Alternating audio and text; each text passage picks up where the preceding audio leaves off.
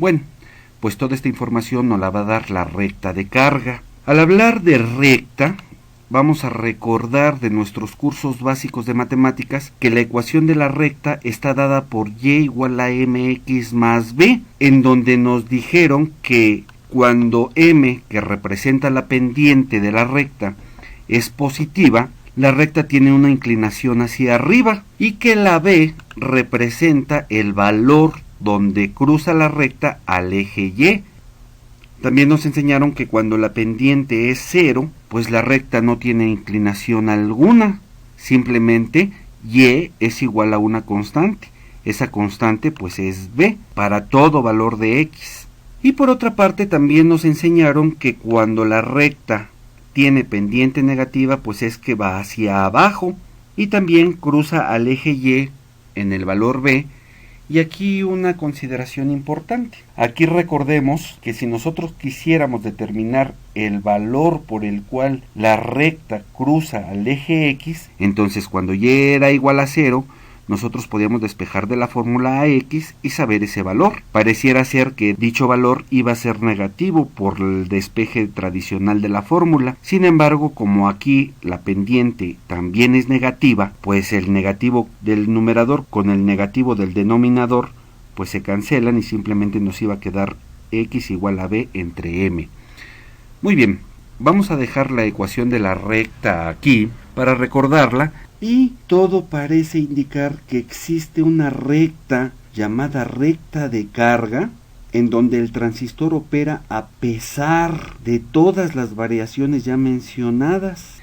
En este caso tenemos un circuito de emisor común y tenemos un plano. Ahora el eje Y es la corriente de colector y el eje X es el voltaje de colector emisor, en donde nosotros en videos anteriores ya descubrimos que por ahí pasan las curvas de operación del transistor y que son estas que se muestran en colores. Aquí vemos con claridad la región activa, la región de saturación y aunque no lo vemos, nosotros sabemos que aquí existe la región de corte. Muy bien, entonces nosotros nos podemos preguntar cómo será esa recta. Para ello vamos a inaugurar un nuevo concepto que le vamos a llamar polarización de base. Debido a que en la malla 1 no entra en juego la ganancia de corriente directa, entonces polarizamos la base, que significa establecer un valor fijo de la corriente de base. Por ejemplo, podemos determinar la corriente de base en la malla 1, que está establecida por esta fórmula que ya conocemos y que hoy le vamos a denominar ecuación número 1. Si sustituimos todos los valores aquí mostrados en esta fórmula, vamos a tener que la corriente de base es igual a 24.82 microamperes. Y con ello observen que si se reemplaza el transistor o hay variaciones de la temperatura o cualquier otra situación que altere la ganancia de corriente directa, la corriente de base va a permanecer constante bajo todas esas condiciones de operación. Muy bien, suponiendo un transistor con una ganancia de corriente directa de 100, nosotros con esto podemos determinar la corriente de colector, porque ya conocemos esta fórmula. Sustituyendo los valores tenemos que la corriente de colector para este circuito es de 2.48 miliamperes. Y con estos valores pues ya podemos determinar el voltaje colector emisor que se encuentra en la malla 2 y que está dado por la fórmula que vamos a denominar ecuación número 2. Si sustituimos todos los valores, obtenemos que el voltaje colector emisor es de 7.56 volts. Y con ello, fíjense, hemos encontrado un punto de la recta que andamos buscando. Si nosotros graficáramos esta corriente de colector versus este voltaje de colector emisor, tenemos el punto que le vamos a denominar Q. Observen que solamente tenemos un punto de la recta, pero aún no sabemos cómo es esa recta, no sabemos si esa recta es así o va para abajo, aún no lo sabemos. Pero recordemos esta ecuación. De nuestros cursos de matemáticas básicas nos enseñaron que cuando vemos que Y es igual a algún valor que depende de los valores de X, pues nos enseñaron a decir que Y estaba en función de X. En nuestro caso, que Y es el eje IC y que X es el eje voltaje colector emisor, pues entonces tenemos que encontrar una ecuación en la cual la corriente de colector esté en función del voltaje colector emisor. Entonces de la ecuación 2 podemos encontrar que la corriente de colector es igual a VCC menos VCE entre RC, y ahí con claridad se observa que la corriente de colector ya está en función del voltaje colector emisor. Si jugamos un poquito con esta fórmula, observamos que es lo mismo que esto, y si ordenamos un poquito los términos, este lo pasamos para acá y este otro lo pasamos para acá, finalmente vamos a tener que la corriente de colector es igual a esto. Y ahora quiero que observen la similitud que hay en esta ecuación con la ecuación general de la recta. Pues espero que estén observando que la pendiente en esta recta pues es negativa. Con esa información y con el punto Q que acabamos de determinar para este circuito, pues ya nos damos una idea muy clara que la recta va hacia abajo. ¿Por qué? Pues porque la pendiente es igual a este valor. Y con esto espero que estén observando que de inmediato se pueden obtener tres conclusiones importantísimas. La primera es, la pendiente es negativa, la recta va hacia abajo, y por lo tanto, como la pendiente es un recíproco de la resistencia de colector, pues entre más grande sea la resistencia de colector, la pendiente será menor, o sea más horizontal. Y entre más pequeña sea la resistencia de colector, pues la pendiente será mayor, o sea más vertical. Esto nos está diciendo que si tenemos la necesidad de diseñar un circuito, por ejemplo, con ciertas características de la pendiente de la recta de carga, pues basta con recordar este recíproco. Muy bien, ahora observemos el valor por donde la recta cruza al eje IC. Vean que ese valor es B. Entonces, quiere decir que en el valor voltaje colector entre resistencia colector, la recta cruza al eje IC. Y ese valor sucede cuando el transistor está saturado. Vean ustedes esta gráfica. A esa corriente la vamos a llamar corriente de saturación, nada más por ese hecho. ¿Por qué? Pues porque sucede en esa región. Y la tercera observación importante sería conocer el valor por la cual esa recta cruza al eje voltaje colector emisor. Sabemos que eso sucede cuando Y es igual a 0, en este caso cuando la corriente de colector es igual a 0. Vamos a limpiar un poquito esto. Y miren, cuando la corriente de colector es igual a 0, podemos despejar el voltaje colector emisor. Y nos queda de la siguiente manera. El término VCC entre RC lo paso del otro lado con signo negativo, y la pendiente, en este caso menos 1 entre RC, lo paso dividiendo.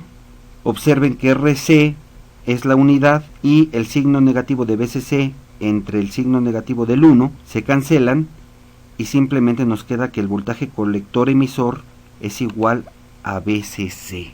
Y entonces, de forma análoga a la observación anterior, a este valor le vamos a llamar voltaje colector emisor de corte.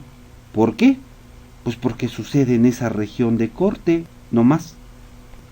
Y entonces podemos asegurar con toda determinación que la corriente de colector de saturación es igual al voltaje de polarización del colector entre la resistencia del colector, porque ya vimos que por ahí la recta cruza a IC y sucede en la región de saturación. Y voltaje colector emisor de corte va a ser igual al valor de la fuente de polarización. Que para nuestro ejemplo, pues esa corriente de saturación es igual a 5 mA y esa tensión de corte es igual a 15 volts. En este caso observen que el punto de operación, el punto Q que llamamos, claramente se encuentra en la región activa del transistor. Eso quiere decir que en estas condiciones este transistor puede trabajar como un amplificador sin ningún problema.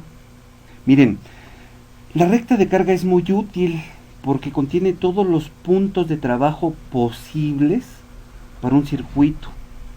En otras palabras, la recta de carga es un resumen visual de todos los posibles puntos de operación del transistor en un circuito. Y otra cosa, el punto de saturación, es decir, cuando el punto se encuentra en esta zona, nos especifica la máxima corriente de colector posible en el circuito. En nuestro ejemplo, el transistor entra en saturación cuando la corriente de colector es aproximadamente igual a 5 mA, y con esa corriente el voltaje colector emisor disminuye hasta prácticamente cero. Quiere decir que si cambiamos la resistencia de base RB por una más pequeña, pues la corriente de base va a crecer, ¿verdad? Eso lo sabemos.